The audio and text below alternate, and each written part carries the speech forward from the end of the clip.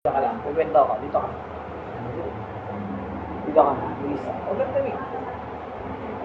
Meron akong kwento. Nainig ka. Meron akong nakasalubong. May sa matanda. Sabi sa akin, natatandaan kita. Dati kang aso. Bakit? Paano mo naging aso? Paano mo nalaman na naging dati akong aso? Dati kang aswang na nagiging aso. Oo nga, sabi sa akin, ang daming matanda. Makinig ko na. Tapos, inalakan na ako dito. Dahil sabi, paano mo nalaman na naging aso ko? Dahil mo dito. Kasi may nakakapado ako dito ngayon.